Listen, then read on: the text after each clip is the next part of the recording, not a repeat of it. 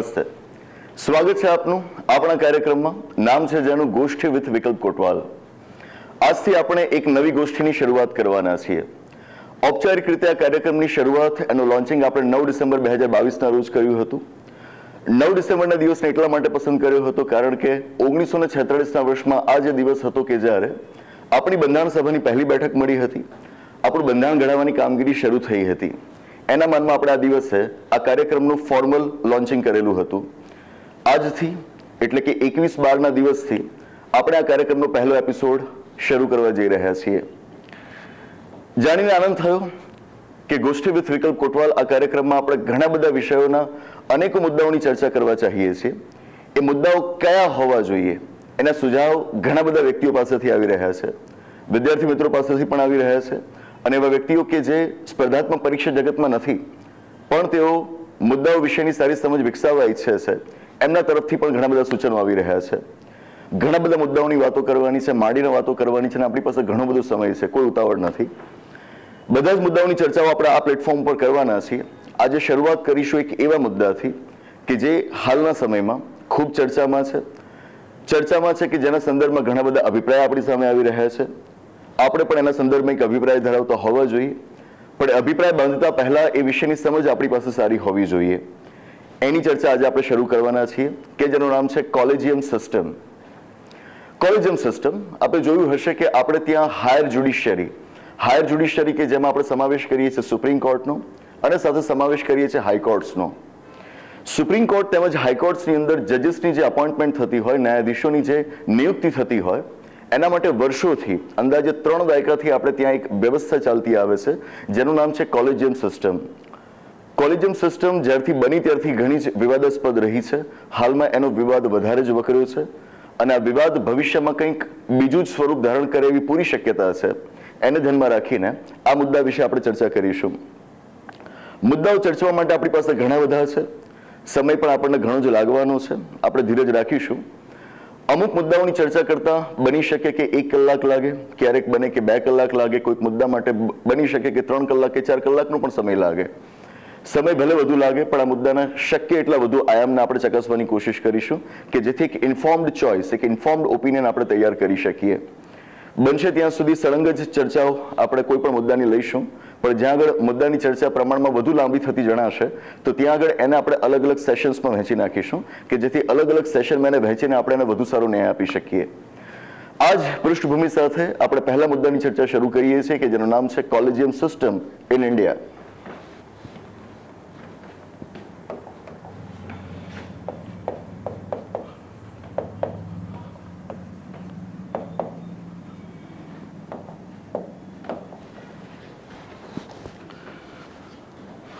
આપણા દેશની અંદર જ્યુડિશિયલ સ્ટ્રક્ચર જે રીતે તૈયાર થયેલું છે, એક સિંગલ જ્યુડિશિયરી, એક ઇન્ટિગ્રેટેડ જ્યુડિશિયરી આપણને જોવા મળે છે કે જેમાં સૌથી ઉપર છે સુપ્રીમ કોર્ટ, રાજ્યોના સ્તર પર આવેલી છે હાઈકોર્ટ્સ, અને રાજ્યોમાં હાઈકોર્ટ્સની નીચે આવેલી છે તાબા હેઠળની અદાલતો અથવા તો નીચલી અદાલતો, ઇંગ્લિશમાં જેમને આપણે સબઓર્ડિનેટ કોર્ટ્સ અથવા તો લોઅર કોર્ટ્સ કહીએ છીએ. આ સ્ટ્રક્ચરમાં જે હાયર જ્યુડિશિયરી કે જેમાં સુપ્રીમ કોર્ટ અને હાઈકોર્ટ્સ આવે, આ બંને કોર્ટ્સની અંદર જે જજીસ હોય એમની અપોઇન્ટમેન્ટ માટે આપણને ઓલમોસ્ટ છેલ્લા 3 દાયકાથી કોલેજિયમ સિસ્ટમ નામની એક વ્યવસ્થા જોવા મળે છે. એક એવી વ્યવસ્થા કે જેનો સીધો ઉલ્લેખ આપણા બંધારણમાં ક્યાંય નથી. એક એવી વ્યવસ્થા કે જેને આપણે જ્યુડિશિયલ ઇનોવેશન માની શકીએ, ન્યાયતંત્ર દ્વારા ઉભો કરાયેલો ખ્યાલ માની શકીએ, જેની બંધારણીય યોગ્યતા વિશે આજે સવાલો ઊભા થઈ રહ્યા છે. શું આ કોલેજિયમ સિસ્ટમ સુપ્રીમ કોર્ટ અને હાઈકોર્ટ્સના જજીસની અપોઇન્ટમેન્ટ માટે હોવી જોઈએ? હોવી જોઈએ તો કેમ હોવી જોઈએ? ન હોવી જોઈએ તો કેમ ન હોવી જોઈએ? એ વિશેનો વિચાર આજે આપણે કરવાનો થાય છે. સરકાર કરી રહી છે, એના વિશે બહેસ ઊભી થઈ છે. હાલમાં જ આપણે જોયું હશે કે આપણા લો મિનિસ્ટર, યુનિયન લો મિનિસ્ટર, એમની વારંવાર એ રિમાર્ક્સ આવી રહી છે કે જે કોલેજિયમ સિસ્ટમને બંધ કરવા વિશે છે. ત્યાં સુધી કે તાજેતરમાં આપણા ઉપરાષ્ટ્રપતિ, આપણા વાઇસ પ્રેસિડેન્ટ ઓફ ઇન્ડિયા દ્વારા પણ આ વિશેની એક રિમાર્ક આવી છે. સુપ્રીમ કોર્ટ ઓબ્વિયસ છે કે આના સંદર્ભમાં કોલેજિયમ સિસ્ટમને ડિફેન્ડ કરવાની કોશિશ કરશે, પણ as an informed citizen of this country આપણે કોલેજિયમ સિસ્ટમ વિશે શું જાણીએ છીએ એ નક્કી કરવું અગત્યનું બની જાય. હું કોલેજિયમ સિસ્ટમના પક્ષમાં છું કે એના વિરુદ્ધમાં છું એ વાત પછી આવે. પહેલા પ્રશ્ન એ આવે કે શું હું કોલેજિયમ સિસ્ટમને જાણું છું? આ સેશનની અંદર સૌથી પહેલા કોલેજિયમ સિસ્ટમ શું છે અને એ સિસ્ટમ ઇવોલ્વ કેવી રીતે થઈ, એનો ઉદ્ભવ કેવી રીતે થયો, સમય સાથે કેવી રીતે વિકસી, કહો કે એની ઉત્ક્રાંતિ કેવી છે, એનું ઇવોલ્યુશન કેવી રીતે થયું, એને સમજવાની કોશિશ આપણે કરવાની છે. જેને સમજવા માટે આપણે ઘણી બધી રાજનીતિની વાતો કરવાની આવશે. પક્ષપાતી વલણ બાજુ પર રાખીને આપણે રાજનીતિને તટસ્થ રીતે જોવાની કોશિશ અહીં આગળ કરીશું. ઉપરાંતને સુપ્રીમ કોર્ટના અહીં આગળ અમુક જજમેન્ટ્સ, અમુક ચુકાદાઓને આપણે સમજવાના આવશે. એવા ચુકાદાઓ કે જે સેંકડો પાનાઓમાં પથરાયેલા છે. અહીં આગળ જેમ કે હું તમારી સાથે 3 કેસીસની વાત કરીશ, આમ તો કુલ 5-6 કેસીસની વાત કરીશ, પણ એ કેસીસ કે જેનાથી કોલેજિયમ સિસ્ટમ ઊભી થઈ છે.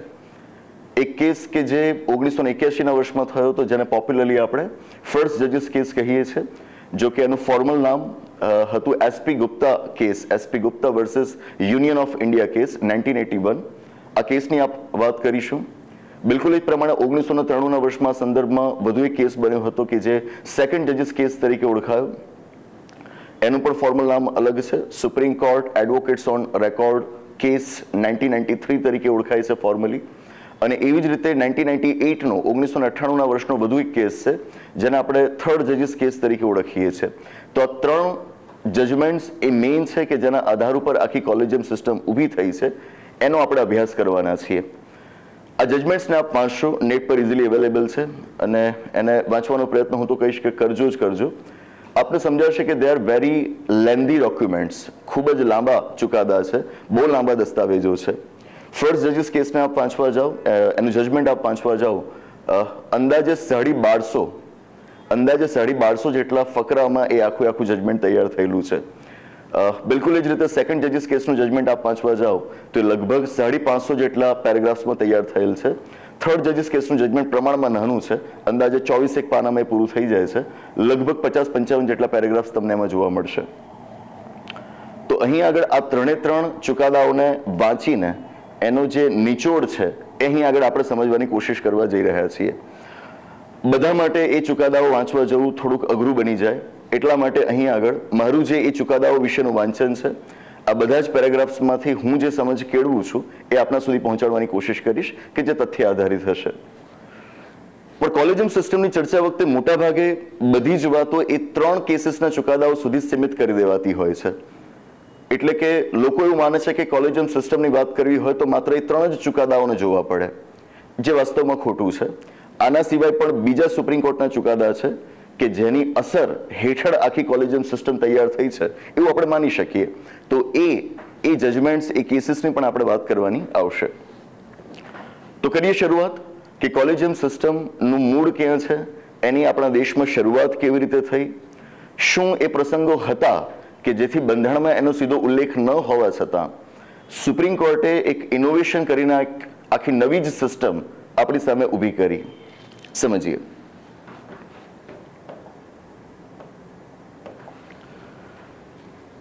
મૂળિયા સમજવા માટે સૌથી પહેલા સુપ્રીમ કોર્ટ અને હાઈકોર્ટ્સના જજીસની અપોઇન્ટમેન્ટ માટે આપણા કોન્સ્ટિટ્યુશનમાં કેવા પ્રોવિઝન્સ કરાયેલા છે એના વિશેની એક સામાન્ય સમજ આપણી પાસે હોવી ઘટે.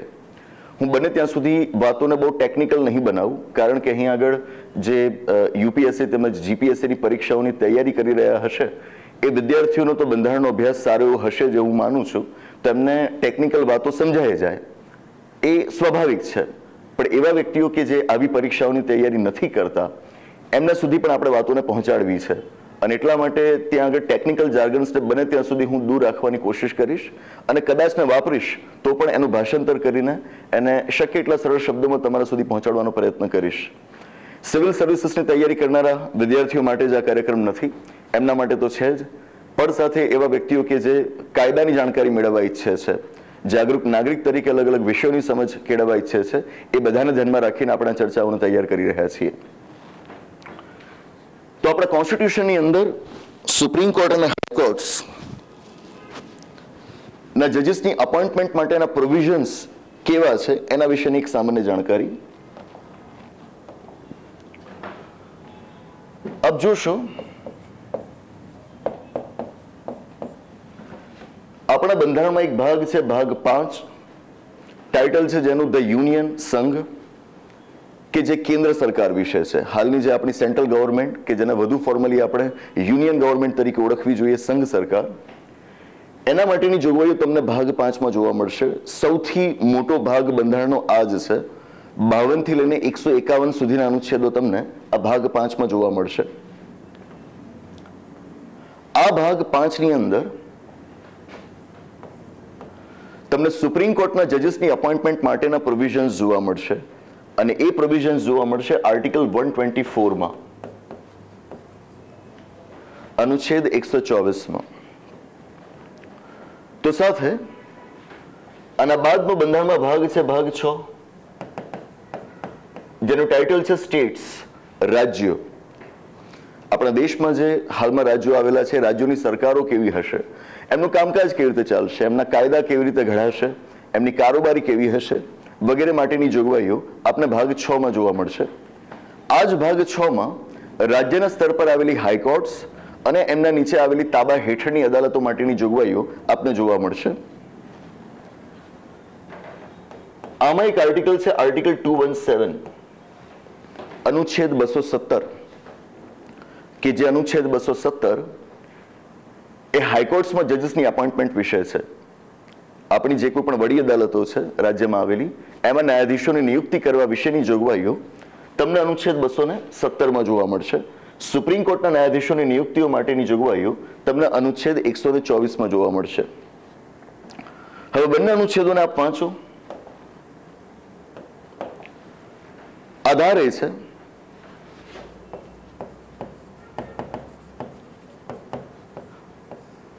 સુપ્રીમ કોર્ટ હોય કે હોય હાઈકોર્ટ્સ, બંનેમાં જજીસની અપોઇન્ટમેન્ટ કરવાના પાવર્સ, એની ઓથોરિટી આપણા કોન્સ્ટિટ્યુશને પ્રેસિડેન્ટ ઓફ ઇન્ડિયાને આપી છે. ભારતના રાષ્ટ્રપતિએ જ સુપ્રીમ કોર્ટના જજીસને અપોઇન્ટ કરવાના છે, હાઈકોર્ટ્સના જજીસને પણ એમણે જ અપોઇન્ટ કરવાના છે. મતલબ કે એવું ના વિચારાય કે હાઈકોર્ટ તો રાજ્યમાં આવેલી છે તો એના જજીસની અપોઇન્ટમેન્ટ રાજ્યના રાજ્યપાલ કરશે, ગવર્નર કરશે. ના, ભલે એ રાજ્યમાં આવેલી હોય, પણ આપણે ત્યાં સિંગલ જ્યુડિશિયરીનો કોન્સેપ્ટ આપણે સ્વીકારેલો છે, ઇન્ટિગ્રેટેડ જ્યુડિશિયલ સિસ્ટમનો કોન્સેપ્ટ આપણે સ્વીકારેલો છે. એટલા માટે રાજ્યમાં હાઈકોર્ટ આવેલી હોવા છતાં એના જજીસની અપોઇન્ટમેન્ટના પાવર્સ આપણા કોન્સ્ટિટ્યુશને ભારતના રાષ્ટ્રપતિને આપેલા છે. Good enough. નાઉ હવે સવાલ થાય કે રાષ્ટ્રપતિએ આ કોર્ટ્સની અંદર જજીસને અપોઇન્ટ તો કરવાના છે, કરવાના કેવી રીતે? સમજીએ. આની પણ એક પદ્ધતિ આ અનુચ્છેદોમાં જ સૂચવવામાં આવી છે. તમારી પાસે 4 પ્રકારના જજીસ તૈયાર થશે.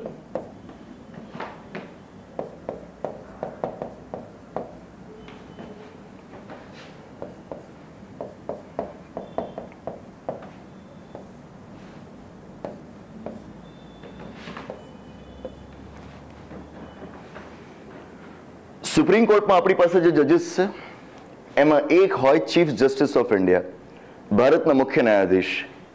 ભારતના મુખ્ય ન્યાયાધીશ કહેવાય અથવા તો સુપ્રીમ કોર્ટના મુખ્ય ન્યાયાધીશ કહેવાય.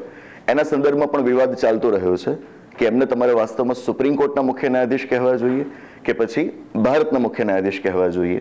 એ પણ એક ઇન્ટરેસ્ટિંગ ડિબેટ છે, ક્યારેક એના ઉપર પણ આપણે વાત કરીશું.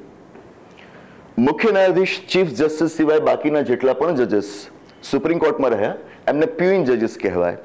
પ્યુઇન જજીસ ઓર અધર જજીસ, અન્ય ન્યાયાધીશો. અને એવું જ બને હાઈકોર્ટ્સની અંદર, મુખ્ય ન્યાયાધીશ હોય અને એમના સિવાય હોય બીજા પ્યુઇન જજીસ.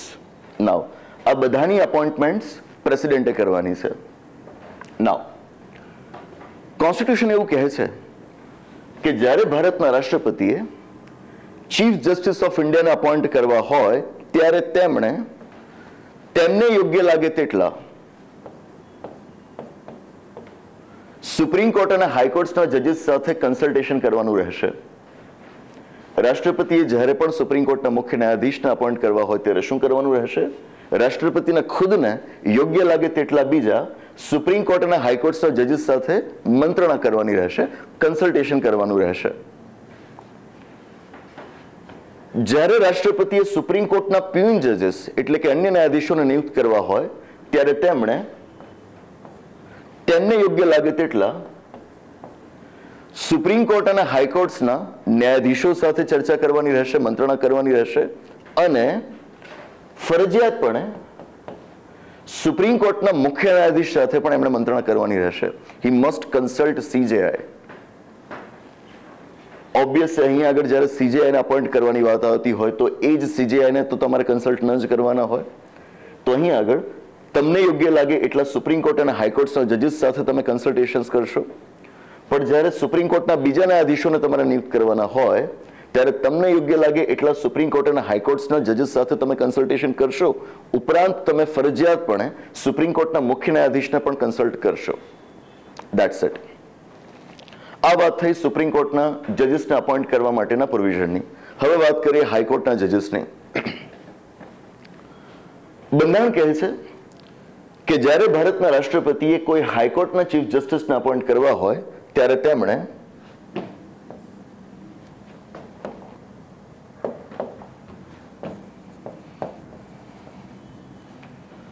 જે તે રાજ્યના રાજ્યપાલ અને સુપ્રીમ કોર્ટના મુખ્ય ન્યાયાધીશ આ બે સાથે કન્સલ્ટેશન કરવાનું રહેશે. અગેન અહીં આગળ પણ રાષ્ટ્રપતિને છૂટો દોર નથી આપી દેવામાં આવ્યો. એમના ઉપર એક બંધન લાદવામાં આવ્યું છે કે તમારે હાઈકોર્ટના જજીસને અપોઇન્ટ કરતી વખતે, ચીફ જસ્ટિસને અપોઇન્ટ કરતી વખતે એ રાજ્યના રાજ્યપાલ અને સાથે સુપ્રીમ કોર્ટના મુખ્ય ન્યાયાધીશ સાથે મંત્રણા કરવાની રહેશે. અને જ્યારે પ્રેસિડેન્ટે હાઈકોર્ટના પ્યુઇન જજીસ બીજા ન્યાયાધીશોની અપોઇન્ટમેન્ટ કરવી હોય ત્યારે તેમણે જે તે રાજ્યના રાજ્યપાલ, સુપ્રીમ કોર્ટના મુખ્ય ન્યાયાધીશ અને સાથે સેમ એઝ ધેટ સાથે હાઈકોર્ટના ચીફ જસ્ટિસ સાથે પણ મંત્રણા કરવાની રહેશે. That's it. સેન્ટ્રલ આઈડિયા અહીંયાથી આપણે એ લેવાનો છે કે આપણા કોન્સ્ટિટ્યુશન મેકર્સે, આપણા બંધારણના ઘડવૈયાઓએ પહેલેથી રાષ્ટ્રપતિ માટે આ એક ફરજિયાત બાબત એક રીતે મૂકેલી હતી કે તમે સુપ્રીમ કોર્ટ અને હાઈકોર્ટ્સના ન્યાયાધીશોની નિમણૂક એમને એમ નહીં કરી નાખો.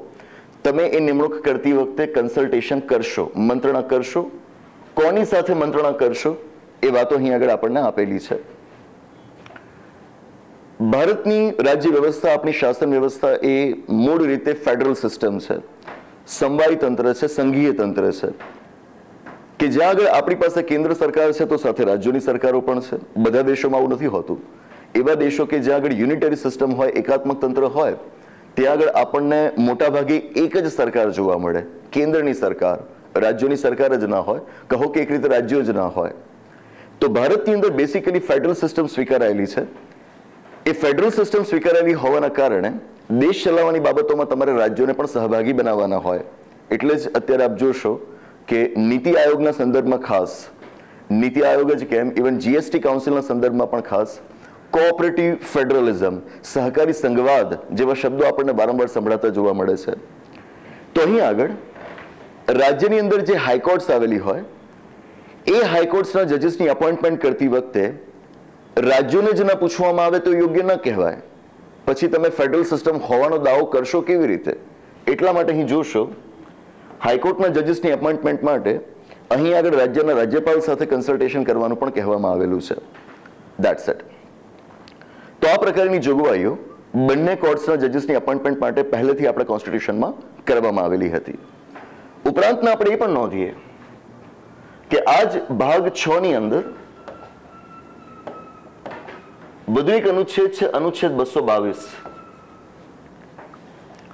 જે અનુચ્છેદમાં હાઈકોર્ટ્સના જજીસની ટ્રાન્સફર માટેનું પ્રોવિઝન કરાયેલું છે. હાઈકોર્ટમાં જે જજ હોય એમની ટ્રાન્સફર, એમની બદલી કરવા માટેની જોગવાઈ અનુચ્છેદ 222માં કરાયેલી છે. અને કોન્સ્ટિટ્યુશને એ માટેનો પાવર પણ ભારતના રાષ્ટ્રપતિને જ આપેલો છે. કોલેજિયમ સિસ્ટમ એ માત્ર સુપ્રીમ કોર્ટ અને હાઈકોર્ટ્સમાં નવા જજીસની અપોઇન્ટમેન્ટ્સ વિશે છે એવું નથી. એનાથી આગળ વધીને એ હાઈકોર્ટના જજીસની ટ્રાન્સફર વિશે પણ છે. તો એને ધ્યાનમાં રાખીને આપણી પાસે પહેલા આ 3 અનુચ્છેદો વિશે માહિતી હોવી જોઈએ. 124મો અનુચ્છેદ સુપ્રીમ કોર્ટના જજીસની અપોઇન્ટમેન્ટ વિશે છે, 217મો અનુચ્છેદ હાઈકોર્ટ્સના જજીસની અપોઇન્ટમેન્ટ વિશે છે, અને 222મો અનુચ્છેદ એ હાઈકોર્ટ્સના જજીસની ટ્રાન્સફર વિશે છે. That's it. બંધારણમાં પહેલેથી આ જોગવાઈઓ આપેલી જ હતી. પણ જ્યારે આને વાંચીએ તો પૂરી સ્પષ્ટતા આપણા મગજમાં ઊભી થતી નથી. કેવી સ્પષ્ટતા? સુપ્રીમ કોર્ટના સીજેઆઈ હોય કે પછી હોય પ્યુઇન જજીસ, એમની અપોઇન્ટમેન્ટ કરતી વખતે ભારતના રાષ્ટ્રપતિએ એમને યોગ્ય લાગે તેટલા સુપ્રીમ કોર્ટ અને હાઈકોર્ટના જજીસ સાથે કન્સલ્ટેશન કરવાના. પણ એ જજીસ કેટલા? કયા જજીસ સાથે તમારે કન્સલ્ટેશન કરવાના? સુપ્રીમ કોર્ટમાં તો ઘણા બધા જજીસ હોય છે, દેશભરમાં તો કેટલી હાઈકોર્ટ્સ આવેલી હોય છે, એ કેટલી હાઈકોર્ટ્સમાં કેટલાય જજીસ હોય છે. એક્ઝેક્ટલી ભારતના રાષ્ટ્રપતિએ સુપ્રીમ કોર્ટના જજીસને અપોઇન્ટ કરતી વખતે કેટલા અને કયા કયા જજીસ સાથે કન્સલ્ટેશન કરવા, એની સ્પષ્ટતા આપણા બંધારણમાં નહોતી. કદાચ ને ખુદથી નક્કી કરીને અમુક જજીસ સાથે કન્સલ્ટેશન કરી પણ લે. સવાલ ત્યાં બીજો ઊભો થાય કે એ કન્સલ્ટેશન કર્યા બાદ એ જજીસે જેનું નામ સૂચવ્યું, શું એ જ વ્યક્તિને ભારતના રાષ્ટ્રપતિએ સુપ્રીમ કોર્ટના જજ તરીકે અપોઇન્ટ કરવા, કે પછી એમની ભલામણને બાજુ પર મૂકીને ભારતના રાષ્ટ્રપતિ પોતાની રીતે કોઈક વ્યક્તિને સુપ્રીમ કોર્ટના જજ તરીકે અપોઇન્ટ કરી શકે?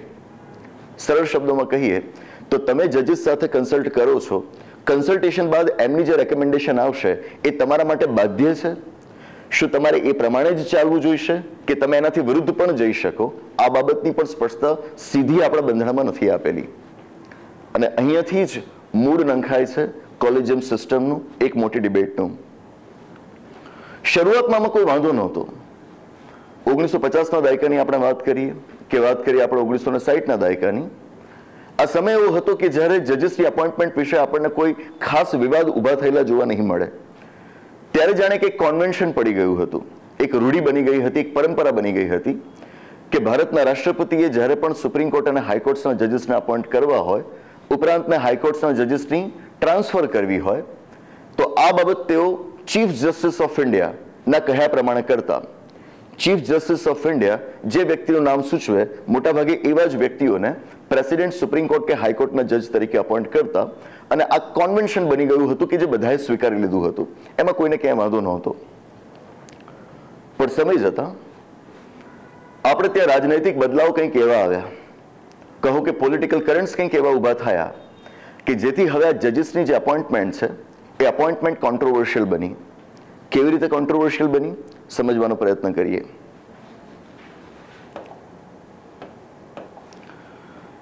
વાત છે 1969ના વર્ષની.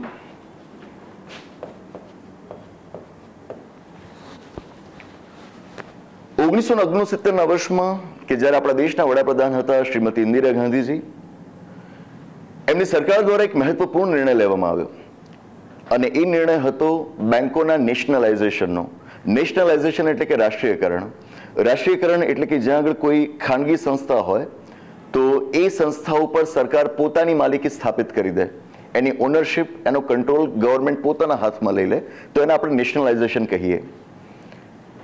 14 મોટી બેંકો હતી, ખાનગી બેંકો હતી, એનું રાષ્ટ્રીયકરણ કરવાનો નિર્ણય ઇન્દિરા ગાંધીજીની સરકારે કર્યો.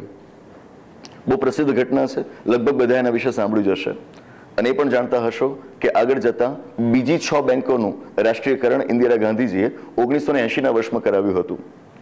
હવે બેંકોનું આ રાષ્ટ્રીયકરણ કરાવવા માટે 1969ના વર્ષમાં ઇન્દિરા ગાંધીજીની સરકાર દ્વારા એક ઓર્ડિનન્સ ઇસ્યુ કરાવડાવવામાં આવે છે. ઓર્ડિનન્સ એટલે કે વટહુકમ. એના માટે વધુ એક શબ્દ વપરાય, અધ્યાદેશ. સરકાર એવું અહીં આગળ હું કહું છું એટલે કે ભારતના રાષ્ટ્રપતિ, અહીં આગળ સરકારી આદેશો એ રાષ્ટ્રપતિના નામે જ આવતા હોય, કારણ કે ભારતના રાષ્ટ્રપતિ આપણા બંધારણીય વડા છે. તો અહીં આગળ રાષ્ટ્રપતિ કોઈ પણ આદેશ બહાર પાડે છે એ છેવટે સરકારનો જ હોય અને એમાંય આપણે તો સંસદીય પ્રકારની વ્યવસ્થા સ્વીકારેલી છે.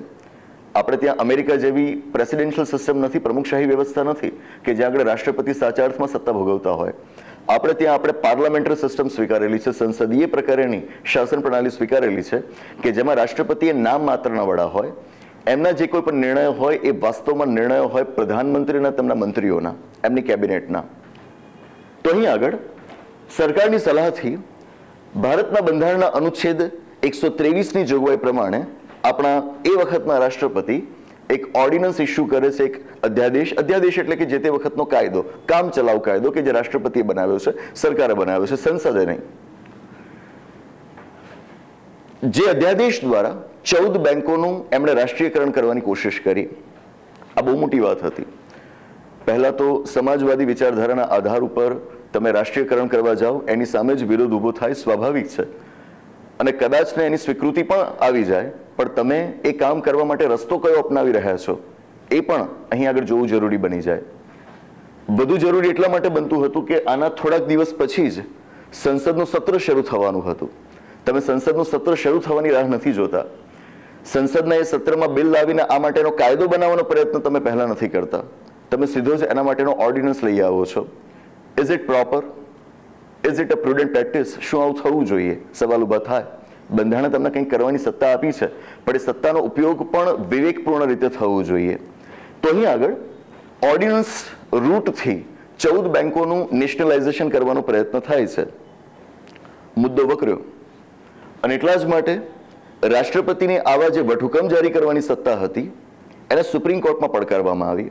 અને ત્યારે જ આપ જોશો 1970ના વર્ષમાં સંદર્ભ એક કેસ બને છે, જેને પોપ્યુલરલી આપણે કહીએ છીએ બેંક નેશનલાઇઝેશન કેસ. જો કે એનું ઔપચારિક નામ, ઓફિશિયલ નામ હતું RC કૂપર કેસ, પણ અહીં આગળ આપણે આપણી સરળતા ખાતર એને કહી શકીએ બેંક્સ નેશનલાઇઝેશન કેસ. That's it. હવે આ કેસનું જજમેન્ટ આપ વાંચો તો એ જજમેન્ટની અંદર સુપ્રીમ કોર્ટે એક રીતે રાષ્ટ્રપતિની વટહુકમ જારી કરવાની સત્તા ઉપર રોક લગાવી, સ્પષ્ટતા કરી કે જો એ વટહુકમ જારી કરવામાં કોઈ મેલાફાઇડ ઇન્ટેન્શન જણાતો હોય, કોઈ બદ ઇરાદો જણાતો હોય, તો એ વટહુકમની ન્યાયિક સમીક્ષા પણ થઈ શકે.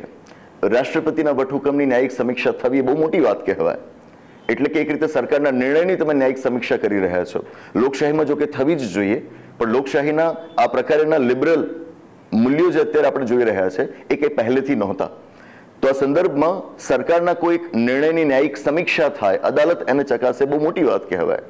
અને અહીંયા તો રાષ્ટ્રપતિનો વટહુકમ કે જે એક પ્રકારનો એમરજન્સી પાવર છે, કન્ટિન્જન્સી સિચ્યુએશનને પહોંચી વળવા માટેની કાયદા બનાવવાની સત્તા છે, એની પણ ન્યાયિક સમીક્ષા થઈ શકે એવું જ્યારે સુપ્રીમ કોર્ટ કહેતી હોય ત્યારે બહુ મોટી વાત કહેવાય. તો 1970ના આ કૂપર કેસની અંદર સુપ્રીમ કોર્ટ સ્પષ્ટ કરે છે કે તમે ઓર્ડિનન્સને પણ ચેલેન્જ કરી શકો છો કોર્ટમાં કે જો તમને એની અંદર પાછળ કોઈ મેલાફાઇડ ઇન્ટેન્શન, કોઈ બદ ઇરાદો દેખાતો હોય. હવે સુપ્રીમ કોર્ટમાં જ્યારે આવા કેસ સાંભળવામાં આવતા હોય તો મોટાભાગે એ કોઈ એકલ દોકલ ન્યાયાધીશ દ્વારા નહીં, સુપ્રીમ કોર્ટના જજીસની એક બેન્ચ દ્વારા સાંભળવામાં આવતા હોય. બેન્ચ એટલે કે ખંડપીઠ. એમાં એકથી વધુ ન્યાયાધીશો હોઈ શકે. ખંડપીઠ હોય તો એકથી વધુ જ ન્યાયાધીશો આપણને જોવા મળતા હોય. એ જેટલા જજીસ હોય એમાંથી મેજોરિટી જજીસ શું ઓપિનિયન ધરાવે છે એના આધાર ઉપર ડિસિઝન લેવાય. આપ જોશો આ જે કૂપર કેસ હતો એ 11 જજીસની બનેલી એક બેન્ચે સાંભળ્યો હતો. સુપ્રીમ કોર્ટના કુલ 11 ન્યાયાધીશો એમાં હતા. જોવાની વાત એ છે જજમેન્ટ આવ્યું that was 10+1. 10+1 means 10 ન્યાયાધીશોનો એક અભિપ્રાય છે, એક જણ ડિસેન્ટિંગ નોટ આપે છે. જેવું અગાઉના કોઈ એક વિડીયોમાં કરંટ અફેર્સની ચર્ચા વખતે આપણે EWS રિઝર્વેશનનો મુદ્દો જ્યારે ચર્ચ્યો હતો એમાં પણ આપણે આવી વાત નોંધી હતી કે EWS રિઝર્વેશનના સંદર્ભમાં 103માં બંધારણીય સુધારાના સંદર્ભમાં થોડાક સમય પહેલા આપણે સુપ્રીમ કોર્ટનું જે જજમેન્ટ આવ્યું એ પણ એક પ્રકારે સ્પ્લિટ વર્ડિક્ટ છે કે જેમાં 3 ન્યાયાધીશો એક મુદ્દાની તરફેણ કરે છે, જે જ આખરે ચુકાદો બન્યો, અને 2 ન્યાયાધીશો એની સાથે સહેમત નથી. તો અહીં આગળ પણ એવું જ બને છે, પણ અહીં આગળ રેશિયો બહુ અલગ છે. 10 ન્યાયાધીશો માને છે કે નહીં ઓર્ડિનન્સ અધ્યાદેશ ઉપર બંધનો હોય, એ હોય એને સ્વીકારવા જોઈએ, એની પણ ન્યાયિક સમીક્ષા થઈ શકે. જ્યારે એક જજ એવું માને છે કે નહીં ઓર્ડિનન્સની ન્યાયિક સમીક્ષા ન થઈ શકે. બરાબર છે, ધેટ્સ ઇટ. આ જે એક જજ હતા એ હતા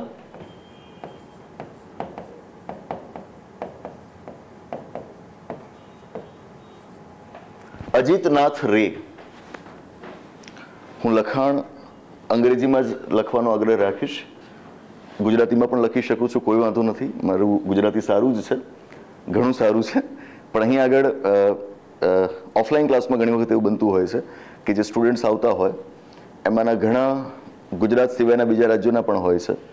એ લોકો ગુજરાતી બોલું તો સમજી લેતા હોય છે, પણ ગુજરાતી લખેલું હોય તેના વાંચવામાં એમને તકલીફ પડતી હોય છે. તો એને ધ્યાનમાં રાખીને પહેલેથી આપણે એક પદ્ધતિ વિકસાવેલી છે કે બોલવાનું થાય એ ગુજરાતીમાં અને બાયલિંગ્યુઅલ પણ હોય છે. At times it is in English as well, at times it is in Hindi as well, પણ લખાણ જે આવે એને મુખ્યત્વે આપણે ઇંગ્લિશમાં રાખીએ છીએ. તો આ જે ડિસેન્ટિંગ નોટ આપનારા જજ હતા દેટ વોઝ અજીત નાથ રે, popularly known as a and રે. એ એન્ડ રે નામ અગત્યનું બનવાનું છે, યાદ રાખશો. એક રીતે તેઓ સરકારની તરફેણ કરી રહ્યા છે. જજમેન્ટમાં હંમેશા આ એંગલથી એને ન જોવા આવવું જોઈએ, પણ પાછળથી થાય છે જેવું કે આપણને આ વાત આ જ એંગલથી જોવાની ફરજ પડે. તો એ એન્ડ રે કહી એક રીતે રહ્યા છે કે ઓર્ડિનન્સને ચેલેન્જ ન કરી શકાય કોર્ટની અંદર, મતલબ કે એ તો ભાઈ સરકારનો અધ્યાદેશ થયો. આ જ એવું માને છે કે એની ન્યાયિક સમીક્ષા ન થઈ શકે. ટૂંકમાં સરકારે જે અધ્યાદેશ બહાર પાડ્યો એ સાચો જ હોય, એ સ્વીકારી લેવાનું. બેંકોનું રાષ્ટ્રીયકરણ થયું એ પણ સ્વીકાર્ય, રાઈટ ના? તો એટલા માટે એક રીતે આપણે માની શકીએ કે તેઓ આ સરકારની તરફેણ કરી રહ્યા છે. That's it. અહીંયાથી જાણે કે આપણા દેશમાં જ્યુડિશિયરી કોમ્પ્રોમાઇઝ થવાનો પાયો નંખાઈ ગયો હતો. 1950-60ના દાયકા સુધી આપ જોશો તો જ્યુડિશિયરીની અપોઇન્ટમેન્ટના સંદર્ભમાં લગભગ કોઈ વિવાદો આપણને જોવા નથી મળતા, પણ પછી જે વિવાદો શરૂ થવાના હતા એનું જાણે કે મૂળ અહીં આગળ નંખાઈ ચૂક્યું હતું. અને એ નંખાયું હતું કૂપર કેસના જજમેન્ટથી, કે જ્યારે આપણને એક જ જજ આમાં ડિસેન્ટિંગ નોટ આપતા જોવા મળે છે. આગળ ઇન્દિરા ગાંધીજીના શાસનની શરૂઆતથી, બિલકુલ શાસનની શરૂઆતથી એવું કહેવું ખોટું પડે, પણ પછીના થોડાક વર્ષોથી, 1-2 વર્ષો પછીથી આપ જોશો તો આપણને એક એવો પ્રયત્ન જોવા મળશે સરકાર અને જ્યુડિશિયરી તરફથી કે જ્યાં આગળ બંને પોતાનું સ્થાન મજબૂત કરવાની કોશિશ કરી રહ્યા હોય. અને માત્ર સરકાર જ કેમ, આમાં સંસદ પણ સામેલ છે કે જેણે આપણી વ્યવસ્થાના ત્રણેય અંગો, ધારાકીય અંગ, કારોબારી અંગ અને ન્યાયિક અંગ, ત્રણેય પોતાની સર્વોચ્ચતા સ્થાપિત કરવા માટે મથી રહ્યા છે. સ્વાભાવિક છે કે એ ત્રણેય અંગો છેવટે કહેશે તો એ જ કે અમે બંધારણની સર્વોચ્ચતા સ્થાપવાની કોશિશ કરી રહ્યા છીએ, પણ વાસ્તવમાં જે પ્રકારના સંઘર્ષ ત્રણેય વચ્ચે જોવા મળ્યા એનાથી આપણે તારણ એવું કાઢી શકીએ કે દરેક અંગ પોતાનું એક રીતે સાર્વભૌમત્વ સ્થાપિત કરવાની કોશિશ કરી રહ્યું છે. આ જ અરસામાં બધું એક કેસ બન્યો 1973ના વર્ષમાં,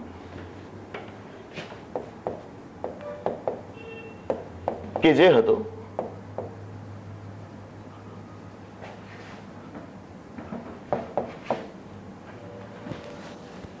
કેશવાનંદ ભારતી કેસ. શક્ય જ નથી કે થોડો ઘણો પણ આ પ્રકારના મુદ્દાઓમાં આપણો રસ હોય અને આપણે આવા કેસ વિશે, આ કેસ વિશે ન સાંભળ્યું હોય, રાઈટ ના? Kesavananda Bharati case, a very popular case, highly controversial judgment, right? Kesavananda Bharati case, એના વિશે આપણે પહેલા પણ એક વિડીયોમાં, લગભગ 2 વર્ષ પહેલાના વિડીયોમાં આપણે વાત કરી ગયા હતા, જો કે ટૂંકાણમાં વાત કરી હતી. આજે જો કે ઊંડાણમાં હું વાત નથી કરવા જઈ રહ્યો, કારણ કે કેશવાનંદ ભારતી કેસનો ચુકાદો એક એવી વાત છે કે જેના ઉપર તો આખા પુસ્તકો લખાયેલા છે, બરાબર? તો ખાલી સામાન્ય સમજ આપવા માટે અંદાજે 2 વર્ષ પહેલા 24 એપ્રિલનો દિવસ હતો ત્યારે આપણે એના ચુકાદા વિશે થોડીક વાત કરેલી હતી. કારણ 24 એપ્રિલ 1973 આ દિવસે જ આ કેસનો ચુકાદો આવ્યો હતો. તો એના માનમાં 2 વર્ષ પહેલા 24 એપ્રિલના રોજ મેં એક નાનકડો વિડીયો બનાવીને આ કેસને થોડોક સમજાવવાની કોશિશ કરી હતી. ક્યારેક તક મળશે તો ફક્ત આ કેશવાનંદ ભારતી કેસ ઉપર આપણે આખો એક અલગ સેશન રાખીશું. It's very interesting. Kesavananda Bharati કેસનું મૂળિયું અગેન એ જ હતું કે જ્યાં આગળ દરેક અંગ, વ્યવસ્થાનું દરેક અંગ પોતાની સર્વોચ્ચતા સ્થાપિત કરવાનું કોશિશ કરી રહ્યું છે. અને એ વખત એવો હતો કે જ્યારે એક રીતે કહીએ કે ઇન્દિરા ગાંધીજીનો દબદબો હતો, અને એમાં જ્યારે 1971ના વર્ષમાં ભારતનું યુદ્ધ થાય છે પાકિસ્તાન સાથે, એક એવું યુદ્ધ કે જેથી પાકિસ્તાનમાંથી એક આખો હિસ્સો છૂટો પડી ગયો, પૂર્વ પાકિસ્તાન, જે પૂર્વ પાકિસ્તાન જ સમય જતાં બાંગ્લાદેશમાં પરિણમે છે. એ બાંગ્લાદેશનું અસ્તિત્વ એ યુદ્ધના કારણે છે. આના કારણે સ્વાભાવિક છે ઇન્દિરા ગાંધીજીની લોકપ્રિયતા ખૂબ વધી ગઈ હતી, એ ચરમસીમાએ પહોંચી ગઈ હતી. તો આ અરસામાં તમને ઘણા બધા એવા મુદ્દાઓ જોવા મળશે કે જ્યાં આગળ સતત જાણે કે સત્તાનો સંઘર્ષ ચાલી રહ્યો છે વ્યવસ્થાના ત્રણેય અંગો વચ્ચે, અને આવા જ સંઘર્ષનો એક મુદ્દો એટલે 1973ના વર્ષનો કેશવાનંદ ભારતી કેસ. બહુ મોટો કેસ હતો, એવડો મોટો કેસ કે જે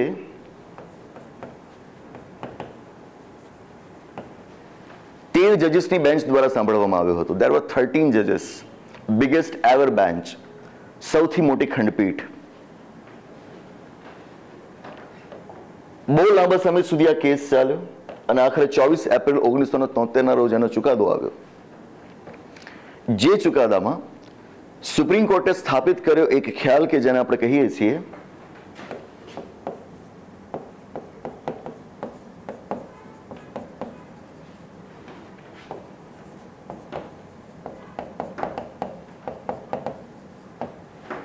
basic structure of the constitution of India. ભારતના બંધારણનું મૂળભૂત માળખું, મૂળભૂત માળખું કહો અથવા તો કહો મૂળભૂત ઢાંચો, એક જ વાત થઈ.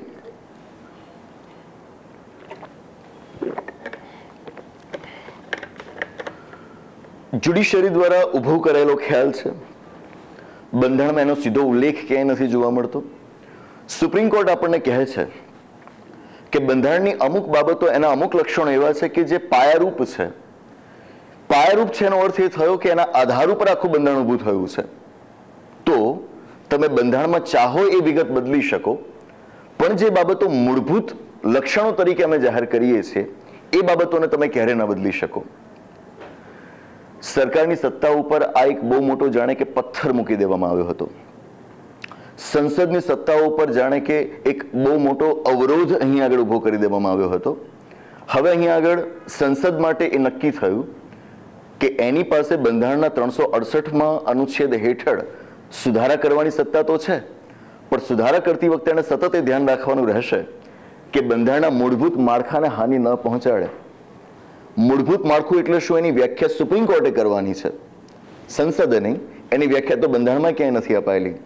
તો સુપ્રીમ કોર્ટ જે બાબતોને મૂળભૂત માળખાના અંગ તરીકે જાહેર કરે, સમય સાથે જાહેર કરતી રહે, એ બાબતોનું ધ્યાન રાખીને હવે સંસદે આપણા બંધારણમાં સુધારા કરવાના. ટૂંકમાં એની સત્તા એ કોઈ હવે સંપૂર્ણ સત્તા ન રહી, એબ્સોલ્યુટ પાવર ન રહ્યા કે જ્યાં આગળ એ મન ફાવે એમ આપણા બંધારણમાં ફેરફારો કરી શકે. એની સત્તા ઉપર રોક લાગી ગઈ. એટલે કે સ્વાભાવિક રીતે આ એક એવો ચુકાદો માની શકાય કે જે ન સરકારને પસંદ પડે ન સંસદને પસંદ પડે. નાવ બને છે એવું કે આ જે ચુકાદો આવ્યો એની આખો કેસ સાંભળનાર બેન્ચ હતી 13 ન્યાયાધીશોની. આ પણ એક સ્પ્લિટ વર્ડિક્ટ હતી કે જેમાં 7 ન્યાયાધીશો એ આ ચુકાદાની તરફેણમાં છે, મતલબ કે એમનો મત એ જ છે કે જે આ ચુકાદામાં નોંધાયેલો છે, અને 6 ન્યાયાધીશો એ આપે છે ડિસેન્ટિંગ નોટ, એટલે કે તેઓ આ બેસિક સ્ટ્રક્ચરના ખ્યાલ સાથે સહેમત નથી. That's it. મેજોરિટીથી જ અહીં આગળ જજમેન્ટ લેવાય. તો 7 ન્યાયાધીશો શું માને છે એ જ આખરી ચુકાદો કહેવાય.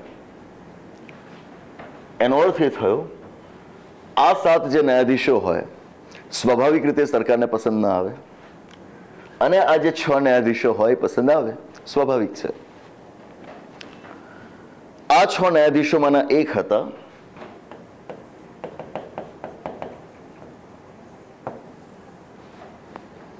A and Ray. Same A and Ray. Same A and Ray કે જેમણે કૂપર કેસના જજમેન્ટમાં ડિસેન્ટિંગ નોટ આપી હતી, એક રીતે સરકારની ફેવર કરી હતી. એ જ A and Ray એ કેશવાનંદ ભારતી કેસના ચુકાદામાં પણ ડિસેન્ટિંગ નોટ આપે છે. હવે થાય છે શું?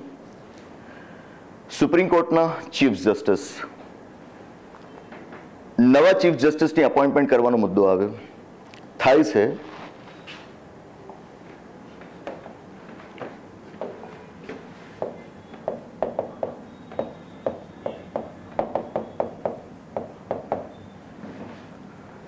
એપ્રિલ 1973ના રોજ જસ્ટિસ A and Ray ને બનાવવામાં આવે છે chief justice of India.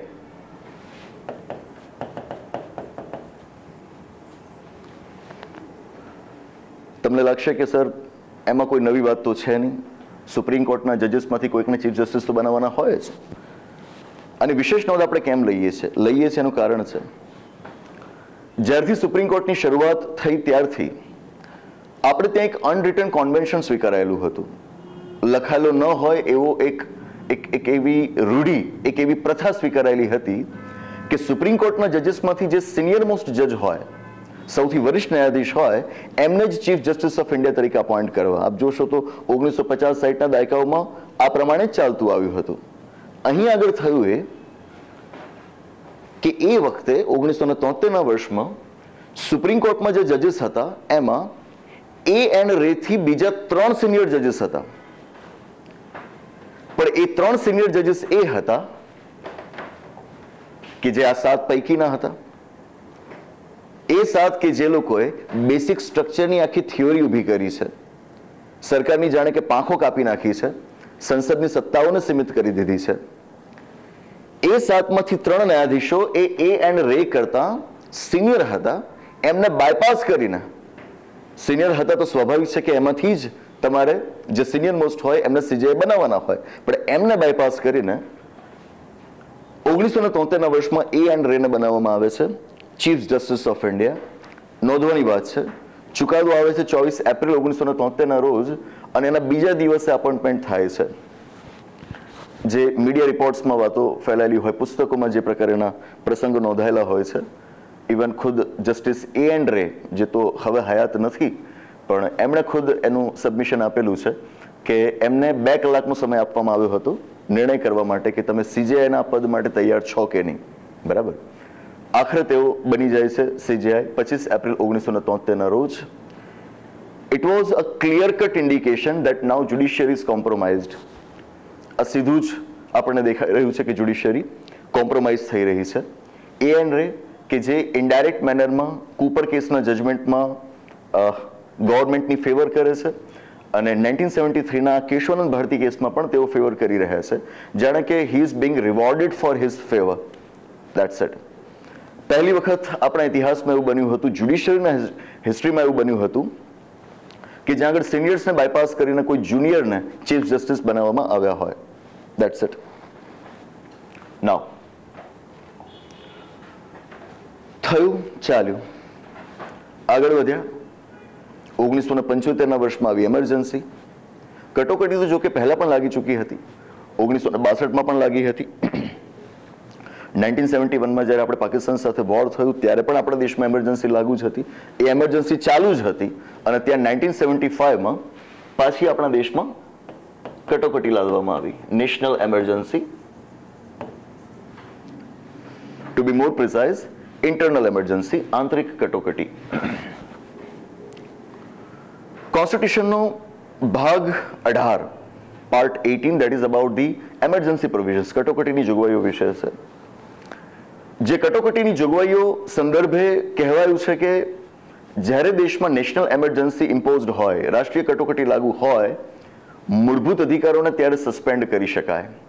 Fundamental rights કે જે આપણા બંધારણના ભાગ 3માં આપવામાં આવેલા છે, અનુચ્છેદો 14 થી લઈને 32માં, ભાગ 3ના અનુચ્છેદો છે 12 થી 35, પણ એમાં એક્ઝેક્ટલી મૂળભૂત અધિકારો અપાયેલા છે 14 થી 32માં. તો એ મૂળભૂત અધિકારોને સસ્પેન્ડ કરી શકાય એ માટેની જોગવાઈઓ આપણને ભાગ 18માં જોવા મળશે. જો કે આજે જેવી જોગવાઈઓ છે એવી પહેલેથી નથી. એમાં તો ઘણા બધા સુધારા થયા છે. જેમ કે એમાં બહુ અગત્યનો સુધારો થયો તો 44મો સુધારો 1978ના વર્ષમાં, પણ એ બધી વાતો ફરી ક્યારેક. ટૂંકમાં અહીં આગળ સરકાર પાસે, રાષ્ટ્રપતિ પાસે સત્તા આવી જાય કે જેવી એમરજન્સી ઇમ્પોઝ થઈ એટલે તેઓ મારા તમારા મૂળભૂત અધિકારોને સસ્પેન્ડ કરી શકે, એને મુલતવી રાખી શકે, એનું અમલીકરણ મુલતવી રાખી શકે. મતલબ કે એમરજન્સીના પીરિયડ દરમિયાન જો સરકારનો કોઈ કાયદો એવો બને કે જે આપણા મૂળભૂત અધિકારોથી વિરુદ્ધ હોય તો શક્ય છે કે આપણે એ કાયદાને કોર્ટમાં ન પડકારી શકીએ. સામાન્ય સંજોગોમાં આપણે કોર્ટમાં પડકારી શકતા હોઈએ છીએ, એમરજન્સી વખતે ન પડકારી શકીએ કે જો એવી વ્યવસ્થા સરકારે આદેશ દ્વારા એમરજન્સી વખતે કરી હોય. That's it. જે પ્રમાણે પુસ્તકોમાં નોંધાય છે અને આપણે સાંભળીએ પણ છીએ કે એમરજન્સી વખતે મૂળભૂત અધિકારોની વ્યાપક રીતે એનું ઉલ્લંઘન કરવામાં આવ્યું હતું, વાયોલેશન થયું હતું, જેના ઘણા ખરાના પ્રમાણ આપણને મળે છે અને અમુક વાતો ખાલી સાંભળેલી છે. નાવ આના સંદર્ભમાં 1977ના વર્ષમાં આપણે સુપ્રીમ કોર્ટમાં વધુ એક કેસ થાય છે, and that was ADM Jabalpur case. ADM of Jabalpur case, જેનું લોકપ્રિય નામ છે habeas corpus case. Very important case.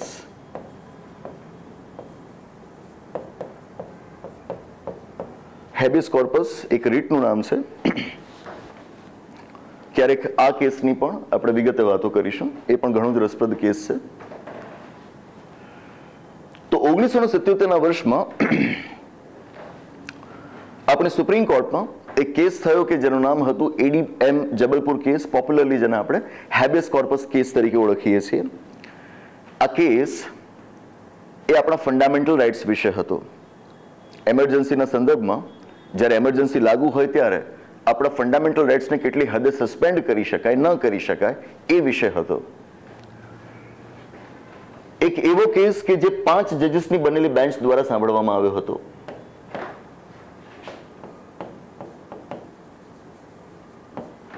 વિગતો એની ઘણી બધી છે, પણ આપણે અત્યારે જે મુદ્દા તરફ જઈ રહ્યા છે એમાં વિષયાંતર ન થઈ જાય એટલે એને આપણે એક અલગ સેશન માટે જ રાખીએ છીએ. અહીં આગળ તમને હું એની મુખ્ય માહિતી આપી રહ્યો છું. નાઉ, આનો જે ચુકાદો આવ્યો એમાં ઘણી બધી હાઈકોર્ટ્સના જજમેન્ટ્સને બદલી નાખવામાં આવ્યા. હાઈકોર્ટ્સના જજમેન્ટ્સને નલિફાઈ કરીને જાણે કે આ ચુકાદો આવ્યો. જે ચુકાદો એક રીતે સ્થાપિત કરી રહ્યો છે કે સરકાર પાસે મૂળભૂત અધિકારોને ઓછા કરવાની સત્તા છે. Means that judgment in ADM of Jabalpur case was in favor of the government.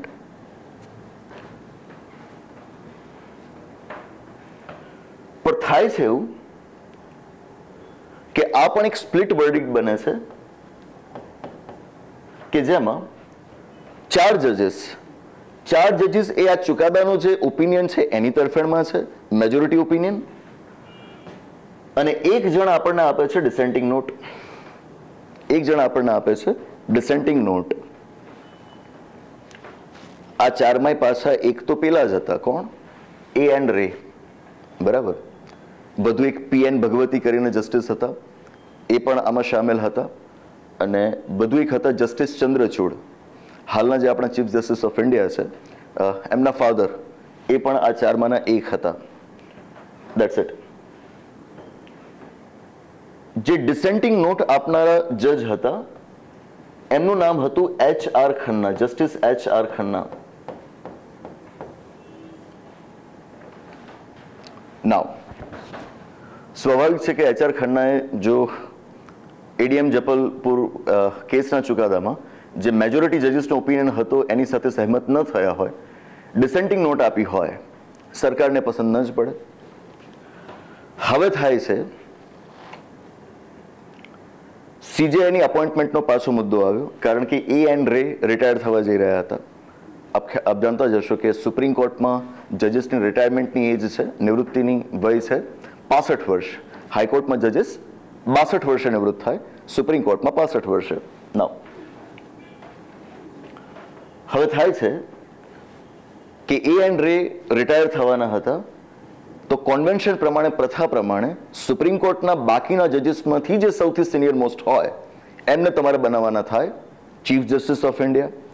જો કે એ કોન્વેન્શન તો તમે પહેલા 1973માં એક વખત તોડી જ ચૂક્યા છો. હવે પાછો મુદ્દો ઉભો થયો, CJI કોને બનાવવામાં આવશે? આઈડિયલી કોન્વેન્શન પ્રમાણે તમારે સિનિયર મોસ્ટ જજને જ બનાવવા જોઈએ, પણ થાય છે H.R. Khanna was the senior most જજ. જેટલા પણ જજીસ હતા એમાં સૌથી સિનિયર જજ કોણ હતા? તો એ હતા H.R. ખન્ના, કે જેમણે તો આ જબલપુર કેસની અંદર ડિસેન્ટિંગ નોટ આપી હતી, જે સરકારને યોગ્ય નહોતી લાગી. એટલે બને છે કે આ 4 જજીસમાંથી એક હતા M.H. બેગ, મિર્ઝા હમીદુલ્લાહ બેગ. આપણે 4 ન્યાયાધીશોની વાત કરી, એમાંથી એક હતા A.N. રે, બીજા હતા P.N. ભગવતી, ત્રીજા હતા જસ્ટિસ ચંદ્રચૂડ અને ચોથા હતા Mirza Hameedullah Beg. He was junior to HR Khanna, but he was made Chief Justice of India. ફરી એકવાર એવું બન્યું કે જ્યાં આગળ સિનિયરને બાયપાસ કરીને કોઈ જુનિયરને બનાવવામાં આવ્યા હોય chief justice of India. We get one more example. બધું એક ઉદાહરણ આપણને મળે છે કે where judiciary is compromised. That's it. ઉપરા છાપરી બે ઉદાહરણો આપણને મળ્યા કે જ્યાં આગળ સિનિયર્સને બાયપાસ કરીને કોઈ જુનિયરને ચીફ જસ્ટિસના હોદ્દા માટે પસંદ કરવામાં આવ્યા હોય. હવે આમાં કંઈ કહેવાપણું રહેતું નથી કે જ્યુડિશિયરી કોમ્પ્રોમાઇઝ થઈ છે કે નથી થઈ. એ થઈ છે સીધું જ આપણને દેખાઈ રહ્યું છે આવી અપોઇન્ટમેન્ટ્સ દ્વારા. નાવ આ એક પછી એક ઉદાહરણો આપણી સામે આવી રહ્યા હતા. ત્યાં જ 1977ના વર્ષમાં વધુ એક ઘટના ઘટે છે. What was that?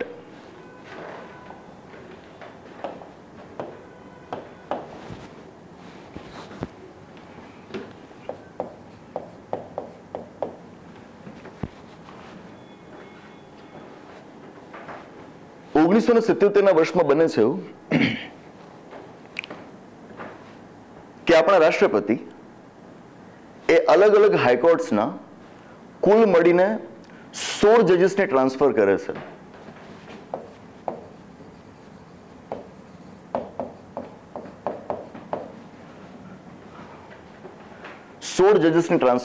છે. હવે હાઈકોર્ટ્સ લિમિટેડ હોય દેશભરમાં, ઘણી બધી હોય, પણ દરેક રાજ્ય દીઠ તમને અલગ અલગ હાઈકોર્ટ નહીં જોવા મળે. તો એ વખતના સમયમાં રહી હશે 15-17 જેટલી હાઈકોર્ટ્સ.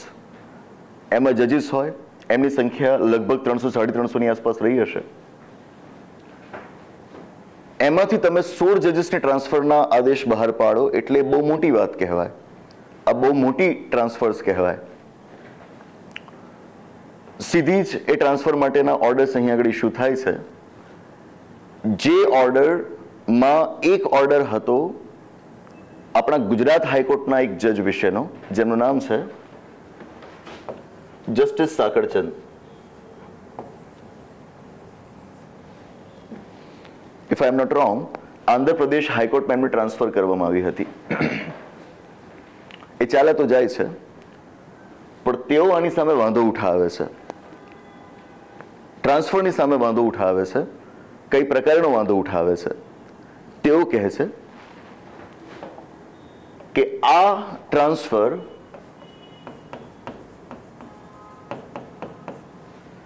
જજીસની કન્સેન્ટ વગર કરવામાં આવી છે, એમની મંજૂરી વગર કરવામાં આવી છે. મંજૂરી વગર તમે આ રીતે જો અમારી ટ્રાન્સફર કરો એ કોન્સ્ટિટ્યુશનનું વાયોલેશન કહેવાય, બંધારણનું ઉલ્લંઘન કહેવાય. આનાથી ન્યાયતંત્રની સ્વતંત્રતા, એની નિષ્પક્ષતાની સામે સવાલ ઉભો થાય. તેઓ કહે છે કે આ રીતની ટ્રાન્સફર એ આપણા બંધારણના અનુચ્છેદ 222નું ઉલ્લંઘન કરે છે. આપણે હમણાં જ અનુચ્છેદો જોયા, જેમાં આપણે વાત કરી બંધારણના અનુચ્છેદ 124ની, વાત કરી આપણે અનુચ્છેદ 217ની, અને સાથે વાત કરી અનુચ્છેદ 222ની કે જે હાઈકોર્ટના જજીસની ટ્રાન્સફર વિષય છે. તો તેઓ કહે છે કે 222મો અનુચ્છેદ એ રાષ્ટ્રપતિને સરકારને આવી અનુમતિ નથી આપતો કે તેઓ હાઈકોર્ટના જજીસની મંજૂરી વગર એમની ટ્રાન્સફર કરે. That's it. અને આને જ કેન્દ્રમાં રાખીને વધુ એક કેસ થયો 1977ના વર્ષમાં આપણી સુપ્રીમ કોર્ટમાં, જેનું નામ એમની પિટિશન પરથી જ પડ્યું છે, and that is Sakarchand case.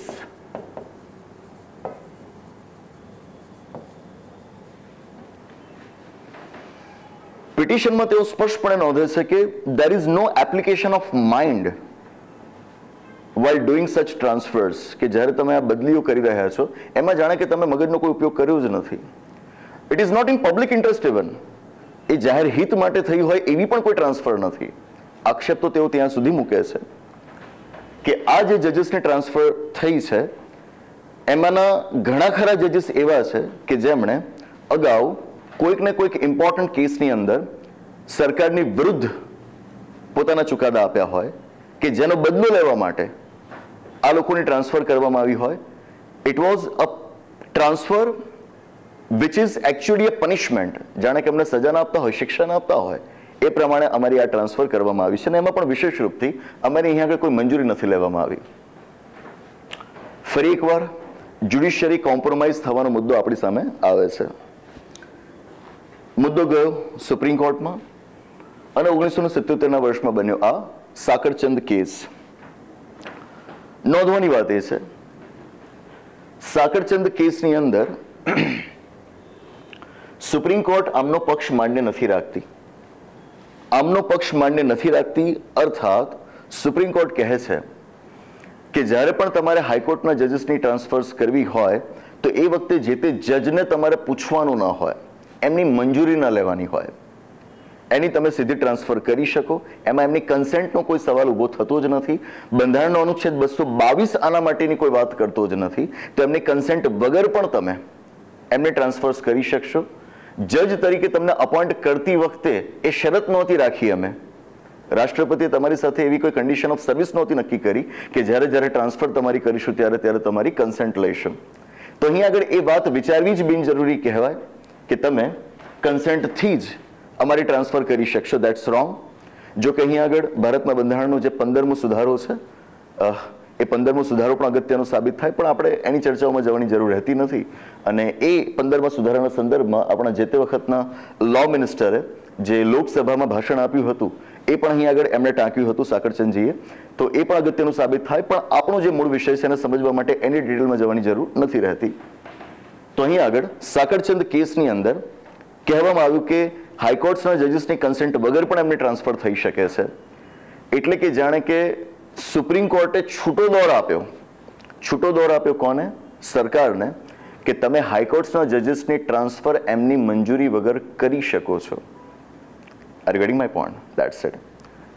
તો જે રીતે એડીએમ ઓફ જબલપુર કેસનું જજમેન્ટ એ સરકારની તરફદારી કરનારું જજમેન્ટ માનવામાં આવે છે, એમ કંઈક અંશે સાકરચંદ કેસનું જજમેન્ટ પણ એ જાણે કે સરકારની તરફદારી કરી રહ્યું હતું. That's it. આના પછી હવે 1977ના વર્ષમાં એમરજન્સી પૂર્ણ થયા બાદ લોકસભાના ઇલેક્શન્સ થાય છે અને પહેલી વખત આપણો દેશ કેન્દ્રમાં એક બિન કોંગ્રેસી સરકાર જુએ છે. જનતા પક્ષની સરકાર રચાય છે અને દેશના પહેલા બિન કોંગ્રેસી વડાપ્રધાન તરીકે આપણી સામે આવે છે શ્રી મોરારજી દેસાઈજી, આપણા ગુજરાતી. જો કે પછી સત્તા પરિવર્તન ખૂબ ઝડપથી થાય છે. મોરારજી દેસાઈજી બાદ ચૌધરી ચરણસિંહજી સત્તા પર આવે છે અને ફરી એકવાર 1980થી આપણે જોઈએ તો કોંગ્રેસની સરકાર બને છે. ઇન્દિરા ગાંધીજી ફરી એકવાર આપણા દેશના વડાપ્રધાન બને છે અને ફરી એકવાર જ્યુડિશિયરીના કોમ્પ્રોમાઇઝનો ઇસ્યુ આપણી સામે આવે છે, જેના સંદર્ભમાં જ આગળ જતા 1981ના વર્ષમાં પહેલા ફર્સ્ટ જજીસ કેસ બને છે, પછી 1993ના વર્ષમાં સેકન્ડ જજીસ કેસ બને છે અને 1998ના વર્ષમાં થર્ડ જજીસ કેસ બને છે. પણ એ 3 કેસીસને સમજતા પહેલા એની પૃષ્ઠભૂમિ આ ચર્ચાઓના આધારે આપણે બાંધવી ઘટે. અપેક્ષા તો હતી કે બધા જ કેસીસને અત્યારે જ એની સાથે જોડી લઉં, પણ હું જોઉં છું ત્યાં સુધી સમય ઘણો વીતી ગયો છે. ખબર નહીં યુટ્યુબ આટલા લાંબા વિડીયોઝને કેવી રીતે અપલોડ કરવા દેશે. ઘણી વખત એ પણ તકલીફ આવતી હોય છે. તો આ સેશન અહીં આગળ અટકાવીએ છીએ. આવનારું જે સેશન રહેશે એની અંદર આપણે બાકીના આ જે 3 કેસીસ છે કે જે 3 મેઇન કેસીસ માનવામાં આવે છે કોલેજિયમ સિસ્ટમના સંદર્ભમાં, એના ઉપર આપણે માંડીને વાતો કરીશું. આપણી પાસે સમયની કોઈ કમી નથી, બરાબર. અત્યારે સોશિયલ મીડિયાના સમયમાં અને જે પ્રકારે ઓનલાઈન મીડિયા સક્રિય બન્યું છે એમાં આપણે બહુ ઝડપથી વિગતો મેળવવી હોય છે.